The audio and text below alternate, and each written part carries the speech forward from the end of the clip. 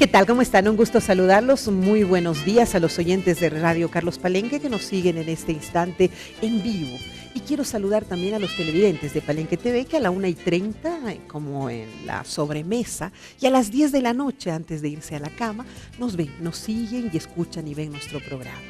La misión de este espacio es precisamente hacer un análisis social, psicosocial, si de alguna manera lo podemos llamar, porque nosotros los seres humanos tendemos a hacer una suerte de constructos en nuestra cabeza, a crear situaciones que nos hagan sentir mejores o con nosotros mismos o como parte de una sociedad.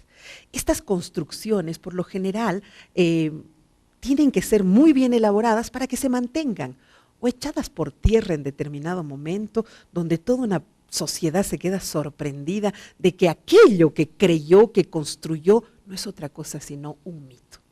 ¿De qué estará hablando la Verónica? Debe decir la gente. Hace un tiempo atrás, me animo a decir unos 3 meses atrás, hemos empezado a tener una nueva percepción de la delincuencia. La delincuencia no había sido pues aquello que nosotros creíamos. El terror de la trata y tráfico ha hecho que se convierta esto de repente en una especie de manipulación de los jóvenes con sus padres. La FELC-C, de manera muy acertada a la cabeza del coronel Johnny Aguilera, han demostrado que esto, mucho de lo que se vive, no es real.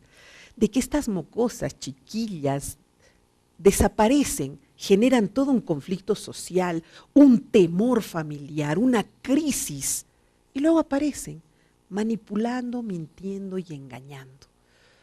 Trata y tráfico tirada por el piso.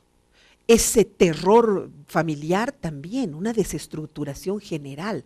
La sociedad entera se queda impresionada porque antes esto no se develaba y terminábamos diciendo bendito sea Dios, como las del grupo de mi colegio, bendito sea Dios que apareció la chiquita, qué bien, que Dios la bendiga.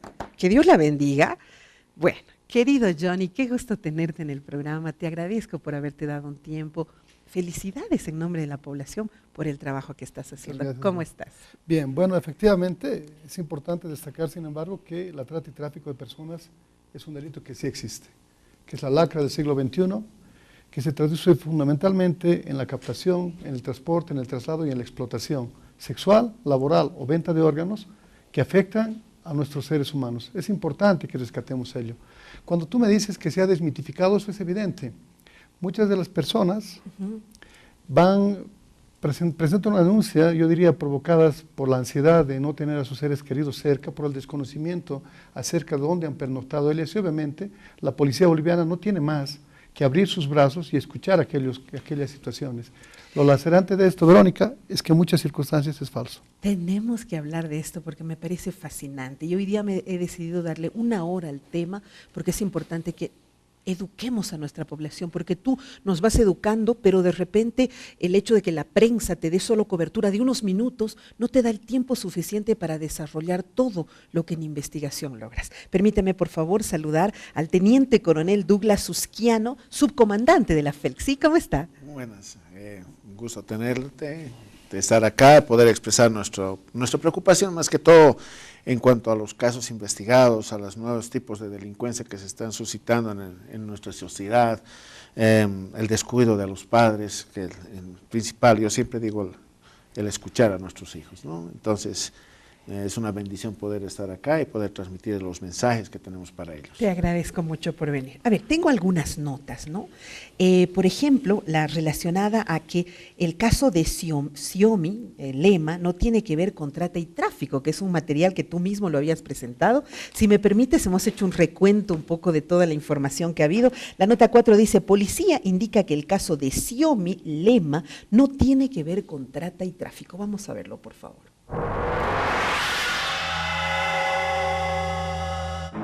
Información con Perú, la policía sostiene que el caso de la joven Xiaomi Morelia Lema de 21 años no tiene que ver con el delito de trata y tráfico de personas.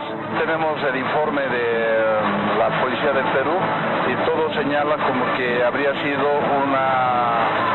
una situación falsa.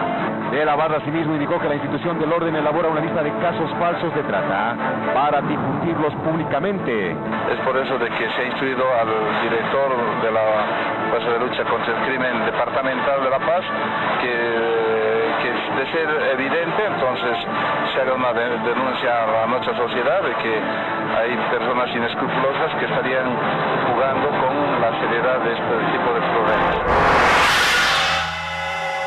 Hay personas en nuestra sociedad, dice el comandante nacional de la policía, que están jugando con esto. ¿Qué pasa? Explícame, por favor. Bien, es importante destacar que las personas que no asisten a su hogar de manera rutinaria, hombres o mujeres, hombres o mujeres, desde luego, en principio son atendidas por la policía boliviana como si se tratara de personas desaparecidas. Esta es la concepción que nos permite a nosotros efectuar actuaciones y desde el punto de vista de la persecución penal asumimos que estas personas podrían ser víctimas de trata y tráfico. Ahora te pregunto, voy a ir preguntando así porque es lo que la gente más o menos me ha consultado. ¿Son chicas o chicos que por primera vez han faltado a la casa o ya es recurrente? Me imagino que en la investigación ustedes lo primero que hacen, porque un hijo que se te pierde cada vez, es decir, la primera noche te asustas, pero ya después no, ¿o cómo es? Bien, en el caso particular son personas que han estado fuera de su hogar por tiempos superiores a los normales. Y cuando yo te digo normales, me refiero a que de alguna manera es concebible que una persona no pernocte una noche en su casa. Ya, una se acepta. Una sí. Pero bueno, genera mayor preocupación cuando este plazo es sobrepasado en el lapso de 72 horas. Allí sí, efectivamente, la propia norma prevé esto, en la Ley de Protección a la Niñez y a la Adolescencia, que en el caso de que una persona no apareciera en 72 horas, esta denuncia se tiene que aperturar sí o sí de manera obligatoria. O sea, si yo te llevo una denuncia porque no ha venido a dormir mi hija anoche, tú no abres la... Bien, qué buena pregunta. Todos los casos los recibimos con el mismo interés. Siempre, ok.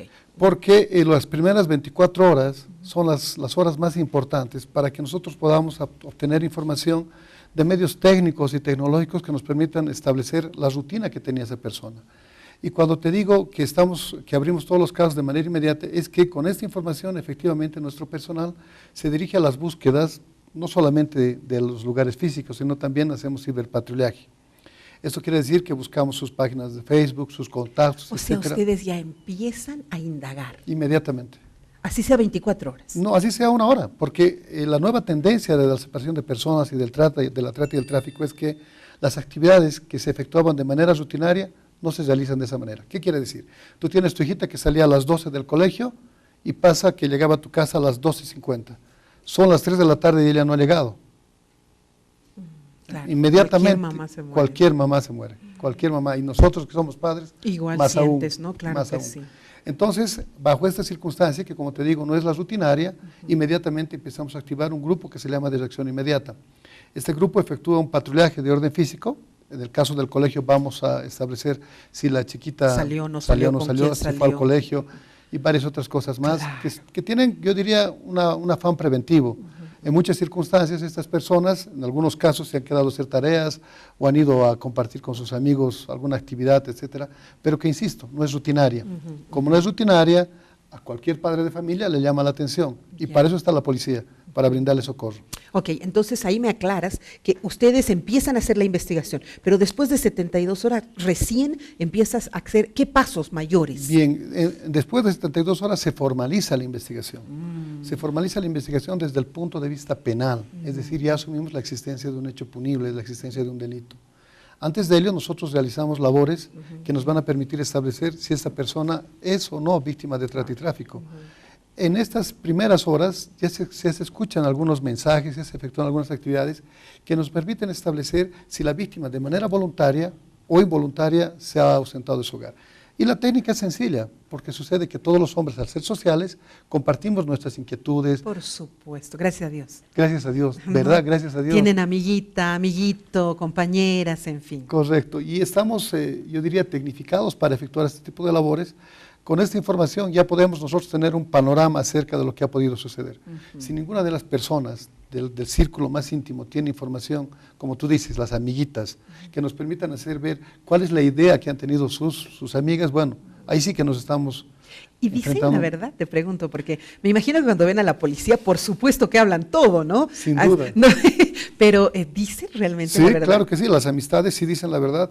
Y si me permites un cuento que probablemente sí, no... por favor, las anécdotas son fundamentales como testimonio en este caso. Más que anécdota, sucede que cuando un hombre se va a tomar y le dice, he estado con mi amigo, bueno, tú le hablas a su amigo y aunque no esté con él, sí, está durmiendo Sí, aquí conmigo. La típica de ustedes, ya lo sabemos, sí, Correcto. ya. En tanto que, Las si mujeres. le hablas a una mujer, no, mira, esa hacía esto, hacía lo otro. Entonces tenemos una base de información. O sea, cantamos más Sí, nosotros. sí, sí, son más cooperativas, porque son más sensoperceptivas. Ellas tienen un sexto sentido que es ajeno a nosotros. El hombre protector natural lo esconde al amigo y de repente hasta está haciendo, hasta de repente está perjudicando la investigación. Indudablemente. En tanto que las damas son más cooperativas. Y creo que esto es muy favorable, pues son conscientes de que ellas podrían ser víctimas en alguna circunstancia de este Y que tipo de están hechos. colaborando. Bueno, pero están ustedes desplegando, según entiendo con lo que me comenta Johnny, todo un equipo de gente. Me imagino que los investigadores tienen que estar mirando las páginas de las niñas, revisando los mensajes, en fin, y eso es pues un costo también, ¿cierto? Sí, es un costo, pero todo costo material lo podemos retribuir. El costo que no podemos retribuir es el tiempo que perdemos en hacer esas investigaciones, que perfecto. podríamos dedicarlas a otras opciones, buscar otras personas, ¿no? Pero, como dice mi coronel Aguilera, el momento que viene la denuncia, nosotros nos sentimos padres, nos acongojamos, muchas veces hasta llegamos a llorar con ellos, tenemos ese sentimiento. Entonces, La desesperación de la familia, ¿no? Y comenzamos a trabajar, y como anécdota casi a la mamá o al papá se les pregunta, ¿y quiénes son los amigos? No saben, ya. Entonces, ese es un factor en que nosotros podemos determinar y decir, muchas veces con el lenguaje no verbal decimos, este señor no tiene contacto con sus hijos. Qué terrible. Lo que me estás diciendo es un poco lo que antes del programa en lo que habías aterrizado. Porque yo te decía, estos jóvenes ahora manipulan, estos jóvenes ahora utilizan estas estrategias. Yo me acuerdo cuando mi hija era muy jovencita, me contaba, mami, se han ido a Coroico, toditos, y están ahí bebiendo, y sus papás estaban vueltos locos buscándolos, pero todos estaban en Coroico felices, farreando donde nadie les puede ver ni les dice nada. Entonces, es verdad, uno tiende a culpabilizar a los jóvenes, pero tú me hablabas de otro tema, una victimización de esta juventud. Efectivamente, hay varios factores que inducen a este tipo de conductas. En principio es la falta de comprensión que pueden tener los padres acerca de las relaciones y la evolución natural que tenemos todos los seres humanos, incomprendida por nosotros, por los padres. Efectivamente hay una victimización que está vinculada fundamentalmente al entorno social, que se encarga de generar unas causas negativas. Y quiero que se entienda víctima como cualquier persona que ha sufrido una agresión del entorno, física, económica, etc. Ejemplifica. Muy bien. Cuando te hablo de victimología, en el caso de las personas que han decidido salir de su hogar, ellas también son víctimas porque no han recibido la comprensión de su familia. Porque estas familias no han adoptado o no han aceptado las relaciones o decisiones que tienen estos seres humanos, dotados de razón y de entendimiento, por tanto, de asumir una determinación vinculada fundamentalmente a la conformación de una pareja. Yo no estoy diciendo, por ejemplo, ¿no? Por ejemplo, básicamente. En muchas circunstancias es un estímulo para la trata y el tráfico de personas que no podamos cumplir todas aquellas exigencias que tienen nuestros hijos. No solamente desde el punto de la comprensión psicológica, sino también inclusive de la satisfacción, ¿no? Efectivamente, de las satisfacciones emocionales que corresponden a todos los seres humanos. Pues que ahora los papás pues creen que son buenos papás porque el hijo tiene el último celular, porque son buenos papás porque su hijo tiene teleplasma en el cuarto. Sí. Así no sepas cómo se llama el amiguito, el mejor amigo, o la enamorada, o lo que sea, ¿no? Y eso es con lo que te debes encontrar todos los días. Periódicamente nos encontramos con estas realidades que son disímiles de unas de otras, ¿no es cierto? Es importante destacar, sin embargo, Verónica, que yo no quiero decir que la trata y el tráfico no existen. Sí, lo sabemos. Al contrario, insisto en que estas falsas denuncias, como bien lo ha dicho mi compañero, nos generan una pérdida de tiempo que podríamos estar utilizando en la capacitación, en la prevención, que podría ser utilizada por personas que en verdad saben que pueden ser víctimas de este hecho, porque los lugares en los que generalmente se proceden a hacer este tipo de captaciones son las plazas principales, los mercados, las discotecas, los centros de diversión nocturna, inclusive las tiendas donde se está vendiendo ropa, y el típico aviso de periódico que dice necesito una mujer guapa, así como tú, entre 25 y 30 años, que le vamos a pagar, no estás lindísimo. que el sueldo es un sueldo expectaticio en relación a la normalidad, claro, etcétera. sí, claro. Entonces, sobre esos elementos, la sociedad tiene que tener bastante atención, porque no son más que un anzuelo, son un cazabobos para que usted, joven o señorita, sea tratado. Fundamentalmente es importante destacar, permíteme concluir, Verónica, que estos avisos le dicen a usted que tiene que efectuarse el trabajo fuera del departamento donde usted reside. Son avisos en su generalidad, 99.9%, que captan a estas personas. Es allí donde nosotros prestamos mayor atención. Ahora, ¿dónde estamos fallando? Porque ustedes están haciendo de psicólogos también. Ustedes están viendo el comportamiento de esa niña, que claro, extrañamente se va de la casa y nosotros la culpamos, ¿no? Se ha ido con el enamorado, se ha perdido. Pero ¿qué tanto afecto tiene esa niña? ¿En qué estamos fallando los papás? Porque ahorita nos están viendo la gente adulta. ¿En qué estamos fallando? ¿Por qué nuestros hijos nos pueden hacer eso que nosotros jamás lo hubiéramos hecho de jóvenes? Hay algo de que siempre hablamos y siempre lo tenemos presente. No es la cantidad de tiempo que puedas pasar con tu hijo, sino la calidad de tiempo que le puedes entregar.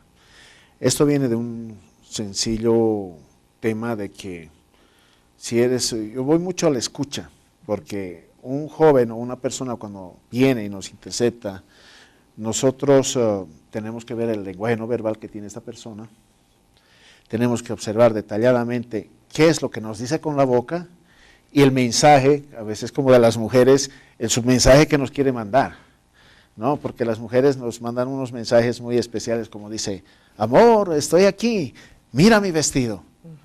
Y el hombre le dice, está muy bonito tu vestido, pero dentro de la mente la mujer le dice, ¿sabes qué? Este vestido lo estoy usando casi 3 años y es el único que tengo, ¿no?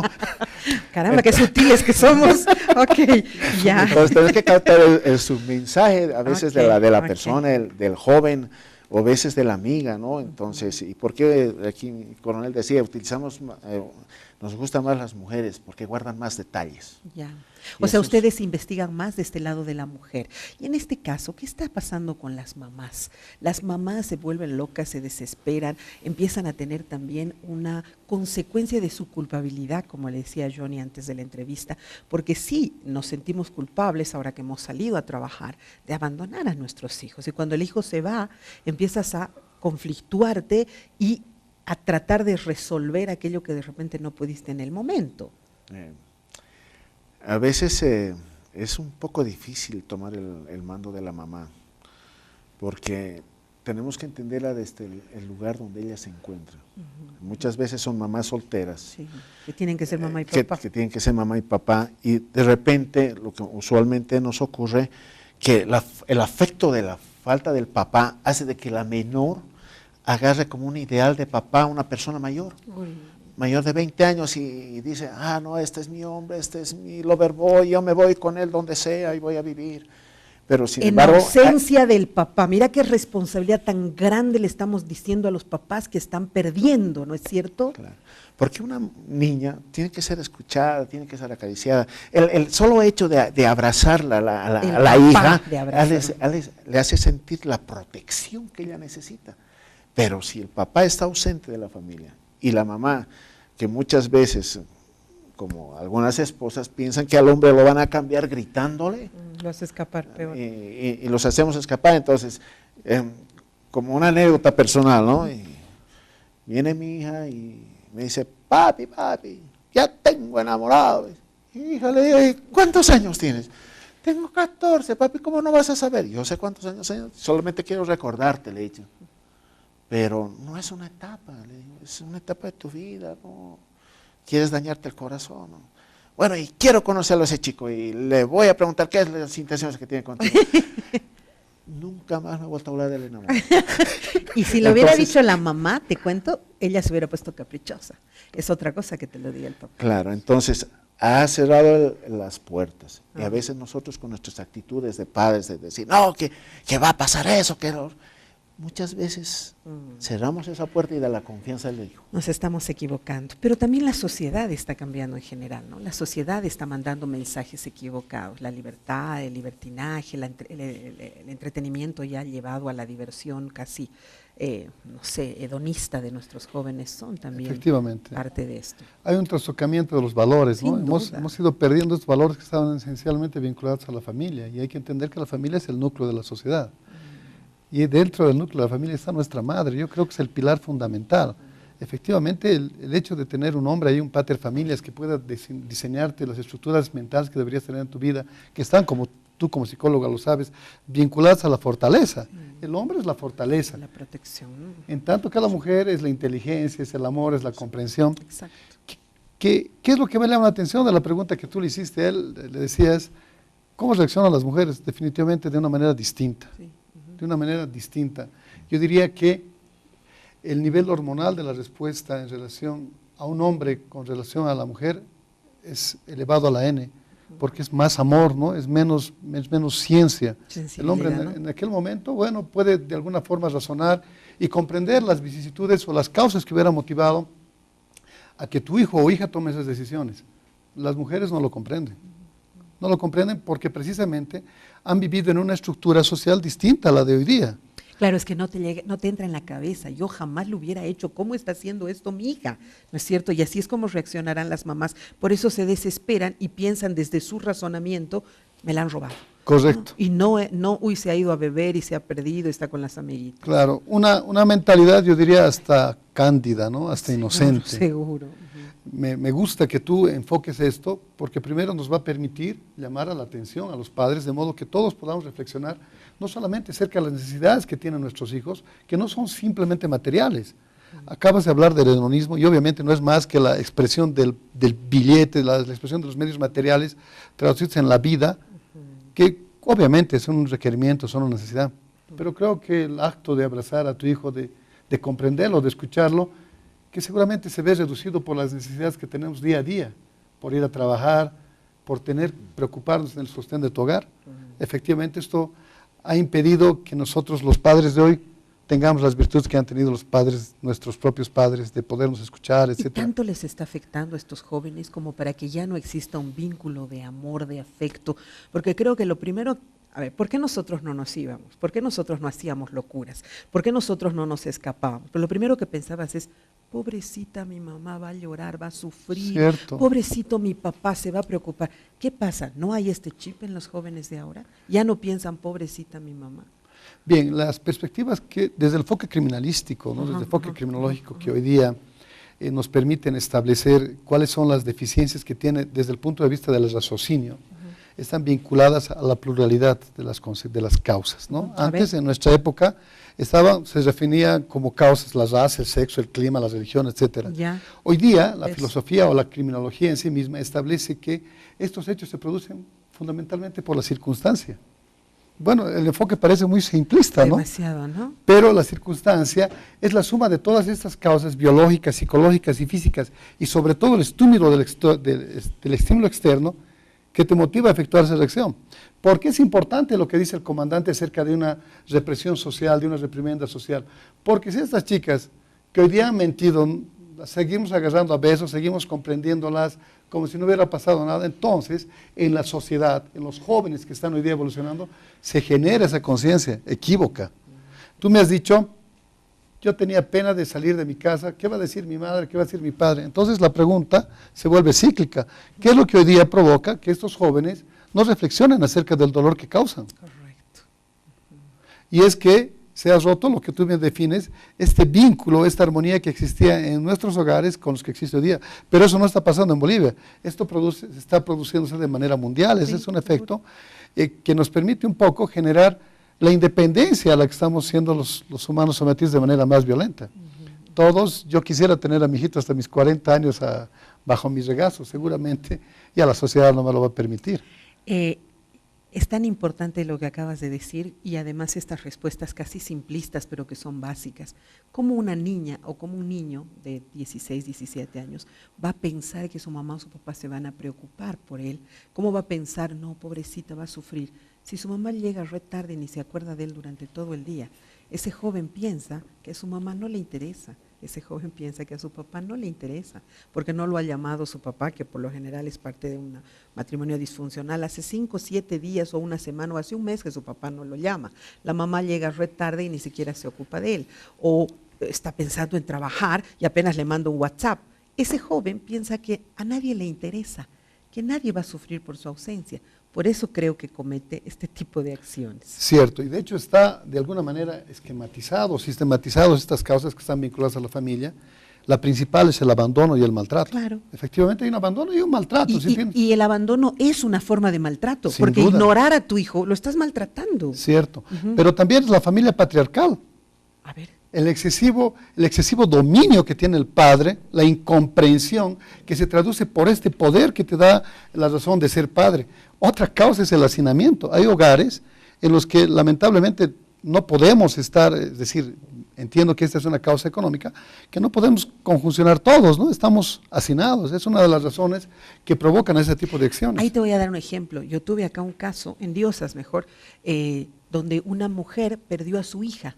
Y era porque la madre vivía constantemente quejándose de que no tenían dinero y no tenemos plata y necesitamos plata y qué mal vivimos. Y esa mamá lo decía y lo decía sin pensar lo que producía en la hija. La hija lo escuchó y naturalmente quiso resolver el problema. ¿Sabes qué hizo? Se entregó a una señora que la llevó al Brasil, la tuvimos que traer desde allá porque hicieron trata y tráfico, pero era porque la madre vivía en hacinamiento y vivía quejándose de lo mal que la pasaban. Y la chiquita solo quiso resolverlo desde su percepción personal. Imagínate. Cierto. Y allí también hay una crisis de roles, porque ustedes, las madres, las mujeres, son estoicas, ¿no? Son valerosas y aquella falta de alimento, aquella falta de espacio, lo suplen. Y no le cargamos a nuestros hijos el drama y el conflicto. Entonces ahí encuentro que hay una crisis de roles muy importante, pero y eso también tiene una derivación en lo que tú has llamado hace un momento las familias disfuncionales.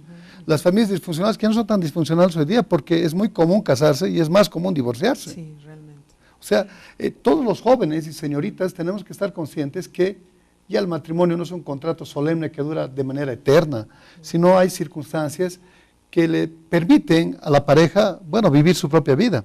Eso no tiene que generarnos una decisión, jóvenes y señoritas, que motive una separación de su hogar. Al contrario, tiene que fortalecerlos. Ya no es una cuestión rutinaria, es decir, ya no es una cuestión ajena, es una cuestión altamente rutinaria. Y desgraciadamente, precisamente por ese vacío que ellos que tienen en el hogar, tratan pues de formar sus propios hogares. Cierto. Está tan vacío el hogar, no hay la mamá, no hay el papá, el chico está todo el día prendido a la televisión o la chica está todo el día en el WhatsApp, que al final conformaré mi propia familia. Y obviamente terminan siendo familias igual desestructuradas porque están solo tratando de llenar un pequeño vacío. Oye, qué feo está, ¿no? Qué duro está todo esto. Pero tengo que preguntarte más cosas a la vuelta, saber si es que se va a sancionar o no, cómo están encaminando ustedes, porque ya son muchos procesos que se ha descubierto, que solo son muchachas que se van y se entretienen un fin de semana y luego regresan. La gente dice en las calles, deberían meterlas presas, deberían cobrarles. Yo me pregunto, ¿y a los papás qué deberíamos hacerles? Espérenos un momentito, ya regresamos.